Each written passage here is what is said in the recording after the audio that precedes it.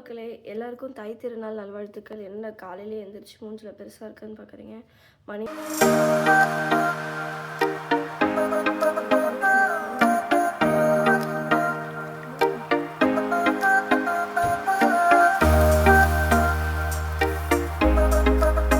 Hello மக்களே! இப்போ பார்த்தீங்கன்னா, நான் பொங்கல் வைக்கிற அந்த சட்டியை வந்து ஏற்கனவே நல்லா வாஷ் பண்ணி மஞ்சள் குங்குமம்லாம் வச்சுட்டு, அது மட்டும் இல்லாமல் நைட்டே வந்து நான் அடுப்பெல்லாம் க்ளீன் பண்ணி மஞ்சள் குங்குமம் வச்சு ரெடி பண்ணி வச்சுட்டேன்.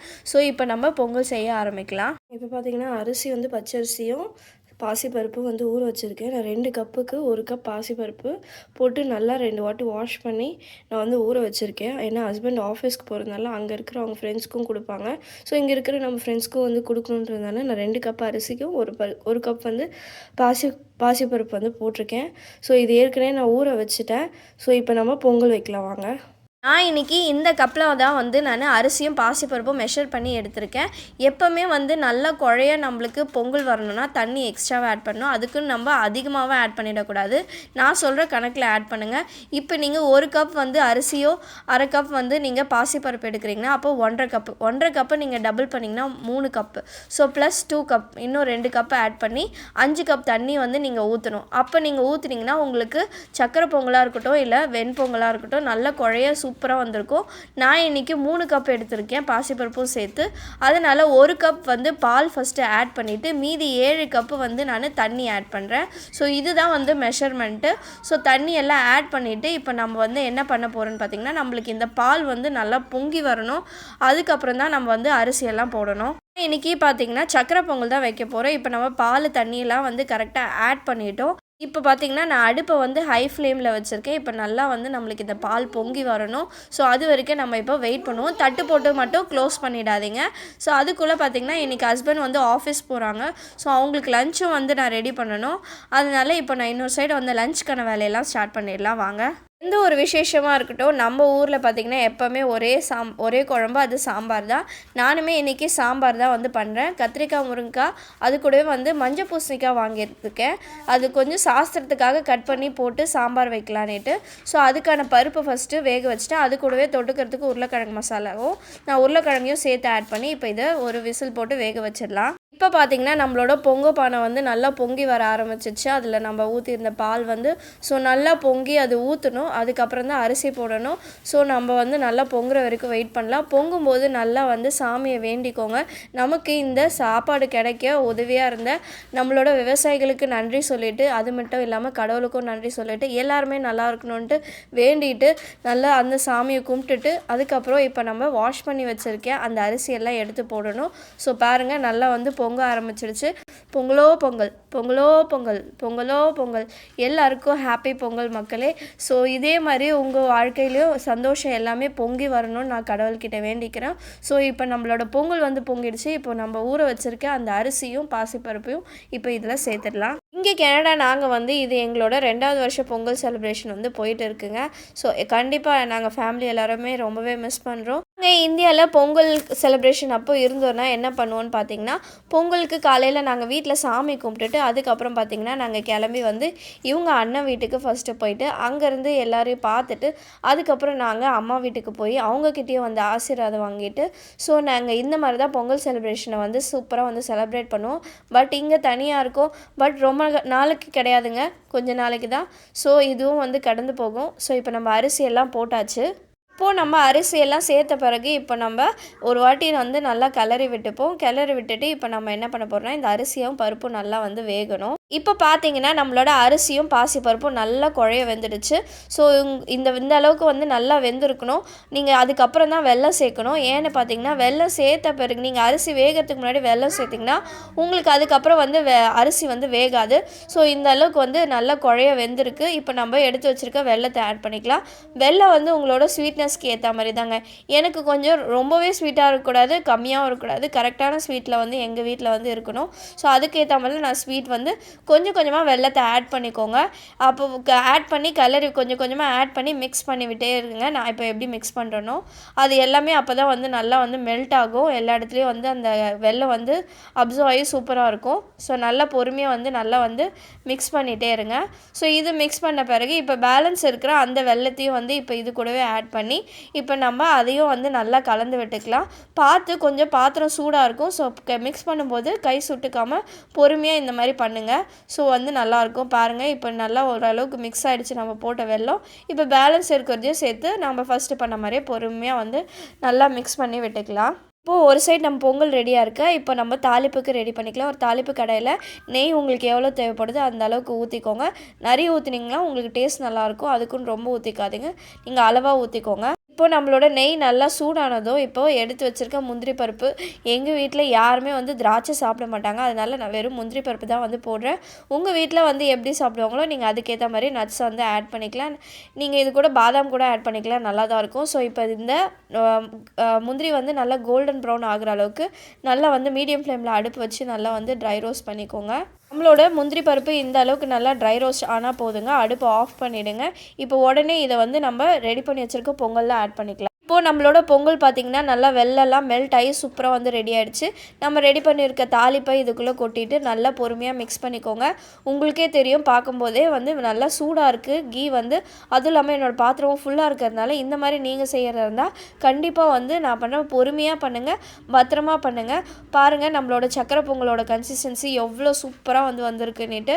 ஸோ நல்லா வந்து மிக்ஸ் பண்ணிக்கோங்க. நெய் தழும்ப எவ்வளோ சூப்பராக வந்திருக்கு பாருங்கள். நம்ம வீட்டில் எப்போவுமே பார்த்திங்கன்னா சக்கரை பொங்கல் தான் பொங்கலுக்கு செய்வோம். இப்போ ஹஸ்பண்ட் வீட்டில் இருந்தாங்கன்னா கண்டிப்பாக வந்து காலையில் டிஃபனுக்கு பொங்கல் வெண்பொங்கல் பண்ணியிருப்பேன். பட் அவங்களும் ஆஃபீஸ் போகிறதுனால நான் காலையில் வெறும் சக்கரை பொங்கல் மட்டும் பண்ணியிருந்தேன். பாருங்கள் எவ்வளோ சூப்பராக நம்மளோட சக்கரை பொங்கல் வந்து ரெடி ஆகிடுச்சுன்னுட்டு. இப்போ இதை எடுத்துகிட்டு போய் நம்ம சாமிக்கிட்ட எடுத்து வச்சுருவோம். இன்னொரு சைடு பார்த்திங்கன்னா நம்ம லஞ்சுக்கு ரெடி பண்ண நம்மளோட கத்திரிக்காய், முருங்கைக்காய், பூசணிக்காய்லாம் போட்டு மாங்காய்லாம் போட்டு சூப்பரான சாம்பாரும் வந்து ரெடி ஆகிடுச்சு. மேலே கொத்தமல்லி தூவி விட்டு இப்போ அடுப்பு ஆஃப் பண்ண வேண்டியது தான். பாருங்கள் எவ்வளோ சூப்பராக நம்மளோட சாம்பார் வந்து ரெடி ஆகிருக்குன்னுட்டு. இந்த சாம்பாரோட ரெசிபி ஏற்கனவே நம்மளோட சேனலில் நான் அப்லோட் பண்ணியிருக்கேன். இன்னொரு சைடு பார்த்திங்கன்னா நம்மளோட ஒயிட் ரைஸும் வந்து ரெடி ஆகிட்டு இருக்குது. இப்போ இதை அடுப்பு ஆஃப் பண்ணிடலாம். இவ்வளோ பண்ண நம்மளோட பொங்கலுக்கு நம்ம மெது வடை இல்லைன்னா எப்படிங்க? ஆமாங்க, அடுத்து நம்ம மெது வடை தான் ரெடி பண்ண போகிறோம். மாவு ஏற்கனவே அரைச்சி வச்சுட்டேன். இப்போ இது கூடவே பார்த்திங்கன்னா நீங்கள் உப்பு தேவையான அளவு சேர்த்துக்கோங்க. அதுக்கு தேவையான வெங்காயம், பச்சை மிளகாய், இஞ்சி, அப்புறம் கருவேப்பிலை, கொத்தமல்லி எல்லாமே பார்த்திங்கன்னா கட் பண்ணி ஏற்கனவே ரெடியாக வச்சுருந்தேன். இப்போ இதையும் இது கூட சேர்த்து நல்லா மிக்ஸ் பண்ணிக்கோங்க. நான் மிக்ஸ் பண்ணும்போதே உங்களுக்கே பார்த்தா தெரியும் உங்களுக்கு நம்மளோட வடை மாவு வந்து நல்லா எவ்வளோ திக்காக இருக்குன்னுட்டு. ஸோ இந்த கன்சிஸ்டன்சியில் தான் நம்மளோட வடை மாவு வந்து இருக்கணும். அப்போ தான் வந்து நம்மளுக்கு நல்லா வெளியில் கிறிஸ்பியாகவும் சாஃப்டாக சூப்பராக வந்து கிடைக்கும். இதில் வேணும்னா வந்து நீங்கள் கொஞ்சமாக நிறைய அரிசி மாவு சேர்க்கவே கூடாதுங்க, உங்களுக்கு கல் மாதிரி ஆகிடும். ஸோ கொஞ்சமாக இப்போ இந்த அளவுக்கு மாவுக்கு நீங்கள் ஒரு அரை டேபிள் ஸ்பூனு இல்லை 1 டேபிள் ஸ்பூனுங்க அவ்வளோதான் அரிசி மாவு சேர்க்கணும். எனக்கு இதுவே கன்சிஸ்டன்சி கரெக்டாக இருக்குது, நான் அரிசி மாவு சேர்க்கல. உங்களுக்கு தேவைப்பட்டால் சேர்த்துக்கோங்க. இப்போ இந்த மாவை வந்து நல்லா மிக்ஸ் பண்ணிக்கலாம். நான் மிக்ஸ் பண்ணுற மாதிரி நல்லா வந்து கிளறி விடுங்க. இப்போ பார்த்திங்கன்னா நம்ம மெது வடைக்கான மாவு ரெடி ஆகிடுச்சு. ஓரத்தில் நல்லா வலிச்சு எடுத்துக்கோங்க. இப்போ இன்னொரு சைடு நம்ம வடை சுடுறதுக்கு எண்ணெயை வந்து நான் அடுப்பில் வந்து ஹீட் பண்ணி வச்சுட்டேன். இப்போ நம்ம வடை சுடலாம். வடை சுடுறதுக்கு முன்னாடி ஒரு பவுலில் நான் கொஞ்சமாக தண்ணி எடுத்துக்கோங்க. தண்ணி எடுத்து இப்போ நான் எப்படி லேசாக தொட்டுக்கிறேனோ அந்த அளவுக்கு தொட்டுக்கோங்க. இப்போ நீங்கள் எடுக்கிற மாவு வந்து பார்த்திங்கன்னா அந்த விரலுக்கு மேலே நம்மளோட ஃபிங்கர்ஸ்க்கு வந்து கிராஸ் பண்ணி வரவே கூடாது. இப்போ நான் எப்படி எடுக்கிறேனோ அதே அளவுக்கு உங்களுக்கு தேவையான சைஸில் எவ்வளோ வேணுமோ அந்த அளவுக்கு எடுத்துக்கோங்க. தண்ணி தொட்டதுனால இப்போ பாருங்கள் நான் அந்த லைனை தாண்டவே இல்லை, என்னோட விரல் வந்து தாண்டி உள்ளங்கைக்கு வரவே இல்லை. இந்த மாதிரி நீங்கள் எண்ணெய் தொட்டு நீங்கள் விரலை தொட்டு நீங்கள் வடை சுடும்போது உங்களுக்கு அந்த மாவு கையில் ஒட்டாது. நான் ரொம்ப நேரமாக உங்களுக்கு காட்டுறதுக்காக வச்சதுனால கை வந்து ட்ரை ஆகிடுச்சு. மற்றபடி நீங்கள் தண்ணி தொட்டு உடனே இந்த நான் பண்ணுற மாதிரியே போட்டிங்கன்னா உங்களுக்கு வடை வந்து கையில் ஒட்டாமல் சூப்பராக வரும். நான் இப்போ உங்களுக்கு போட்டு காட்டுறேன் பாருங்கள் எவ்வளோ சூப்பராக. அதே மாதிரி எண்ணெய்ன்றதுனால நீங்கள் என்ன பண்ணணுன்னா ஃபஸ்ட்டு எண்ணெய் வந்து நல்லா சூடாகிட்டு அதுக்கப்புறம் எண்ணெயை வந்து ஸ்லோ பண்ணிக்கணும். ஏன்னு பார்த்தீங்கன்னா நீங்கள் ஹை ஃப்ளேம்லேயே வச்சு குக் பண்ணிங்கன்னா உங்களுக்கு வெளியில் வந்து வெந்திருக்கும், உள்ளே வெந்திருக்காது. ஸோ நீங்கள் பாருங்கள் எண்ணெய் சூடானதும் அடுப்பை வந்து ஸ்லோவாக வச்சுருங்க மீடியம் ஃப்ளேமில். நான் இப்போ எப்படி வந்து வடை போடுறேன்னா அதே மாதிரி உங்கள் சைஸ்க்கு ஏற்ற மாதிரி வடை வந்து போட்டுக்கோங்க. எனக்குமே பார்த்திங்கன்னா இந்த வடைலாம் சுடுறதுக்கு சுத்தமாக வரவே வராதுங்க. நானுமே வந்து செய்ய தான் கற்றுக்கிட்டேன். கல்யாணத்துக்கு அப்புறம் தான் அதை கற்றுக்கிட்டதே இது. ஸோ கல்யாணத்துக்கு முன்னாடிலாம் பார்த்திங்கன்னா இந்த மாதிரிலாம் சுட்டதில்லை. பட் அதுக்கப்புறம் தான் நான் செய்ய கற்றுக்கிட்டேன். ஸோ நீங்களும் வந்து செஞ்சுட்டே இருந்தீங்கன்னா கண்டிப்பாக உங்களுக்கும் வந்து வடை சூப்பராக வரும். இப்போது நம்மளோட வடையை வந்து இப்போ ஒரு சைடு வந்து லைட்டாக வந்து செவந்ததும் இப்போ வந்து திருப்பி போட்டுக்கோங்க எல்லா வடையும். ஸோ திருப்பி போட்டுட்டு நல்லா வந்து ஆயிலில் நல்லா ஃப்ரை ஆகட்டும். இப்போ பார்த்தீங்கன்னா நம்மளோட மெது வடை எல்லாமே வந்து சூப்பராக வந்து ரெடி ஆகிடுச்சு. பாருங்கள் கலர் எவ்வளோ சூப்பராக வந்திருக்குன்னுட்டு.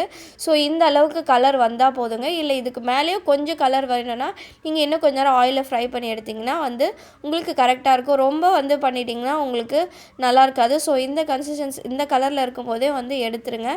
ஸோ நம்மளோட மெது வடையும் வந்து சூப்பராக வந்து ரெடி ஆகிடுச்சு. ஆல்மோஸ்ட் நம்ம சாமி கும்பிட்றதுக்கு தேவையான பொருள் எல்லாமே பார்த்திங்கன்னா ரெடி ஆகிடுச்சு. ஸோ இதுக்கப்புறம் நம்ம வந்து பாப்பாங்களையும் எழுப்பி ஹஸ்பண்டையும் எழுப்பி நம்ம இதுக்கப்புறம் சாமி கும்பிட வேண்டியது தான். ஸோ இப்போ நம்ம சுட்ட வடையெல்லாம் எடுத்து நம்ம ஒரு சைடு வச்சுப்போம். இப்போ பார்த்தீங்கன்னா சாமி கும்பிட்றதுக்கு தேவையான எல்லாத்தையும் கொண்டு வந்து நான் வச்சுட்டேன். இது நான் அரிசி மாவில் போட்ட கோலம் தாங்க. எனக்கு கோலம்லாம் வந்து சுத்தமாக வராது. ஆனால் ரங்கோலி வேணால் பார்த்து வரைவேங்க. ஸோ சாமி கும்பிட்றதுக்கு வெத்தலை பாக்கு ஸ்வீட்டு நம்ம சுட்ட வடை அதுக்கப்புறம் கரும்பு எல்லாமே வச்சு சாமிக்கிட்ட விளக்கேற்றி வச்சாச்சு. ஸோ இதுக்கப்புறம் நம்ம சாமி கும்பிட வேண்டியது தாங்க. பாப்பாங்களும் ஹஸ்பண்டும் பார்த்திங்கன்னா எழுந்து கிளம்பிட்டாங்க. ஸோ இதுதான் பாப்பாங்களோட அவுட்ஃபிட்டு.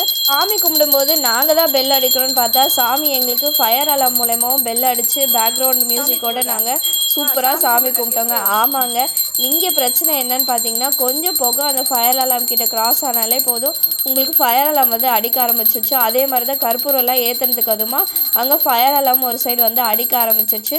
நாங்கள் நல்லபடியாக அதுதான் ஹஸ்பண்ட் வந்து ஆஃப் பண்ண போகிறாங்க. நாங்கள் நல்லபடியாக வந்து சாமி கும்பிட்டாச்சுங்க. இதுக்கப்புறம் பாப்பாங்களுக்கு வந்து ட்ரெஸ் சேஞ்ச் பண்ணி ஸ்கூலுக்கு கிளப்பணும். அதுக்கப்புறம் ஹஸ்பண்டுக்கும் லஞ்ச் பேக் பண்ண ரெடி பண்ணணும். அதுக்கு முன்னாடி நம்ம இந்த நல்ல ஃபோட்டோ எடுத்துக்கலான்னுட்டு நாங்கள் எல்லாருமே வந்து ஃபேமிலியாக நின்று சூப்பராக வந்து ஃபோட்டோ எடுத்துக்கிட்டோம்.